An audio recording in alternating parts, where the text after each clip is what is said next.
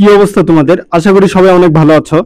পদার্থবিজ্ঞানে তোমরা কারেন্ট শব্দটা শুনে থাকবে, কিন্তু বিভব পার্থক্য কি এটা তোমাদের সমস্যা। চলো আজকে বুঝাই। ধরে নাও আমাদের কাছে দুইটা বড় বড় পানির পাত্র আছে এবং এই পানির পাত্র দুইটাকে পাইপ দ্বারা যুক্ত করে দিলাম। এখন যদি ডান পাশের পাত্র থেকে বাম পাশের পাত্রে পানি নিয়ে যেতে হয়, তাহলে ডান পাশের পাত্রকে উপরে তুলতে হবে। যখনই ডান পাশের পাত্রকে উপরে তুলবো তখনই এর মধ্যে বিভব শক্তি তৈরি হবে। এইভাবে দুইটা পাত্রের মধ্যে বিভব শক্তির পার্থক্য তৈরি হয়। আমরা যখন ডান পাশের পাত্রকে উপরে তুলি তখন ডান পাশের পাত্রে বিভব শক্তি বেশি থাকে, বাম পাশের পাত্রে বিভব শক্তি কম থাকে। এইভাবে দুইটা পাত্রের মধ্যে বিভব শক্তির পার্থক্য তৈরি হয়, আর এর ফলে ডান পাশের পাত্র থেকে বাম পাশের পাত্রে পানি আসতে থাকে। সেম ঘটনা এবার বৈদ্যুতিক বর্তনীতে দেখো।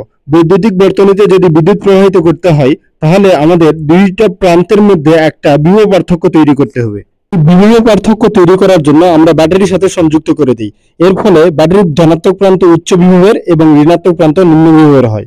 যখনই ব্যাটারির সাথে সংযোগ দেওয়া হয় তখনই ব্যাটারির উচ্চ বিভব থেকে অর্থাৎ ধনাত্মক প্রান্ত থেকে নিম্ন বিভবের দিকে ঋণাত্মক প্রান্তের দিকে বিদ্যুৎ প্রবাহ চলতে থাকে।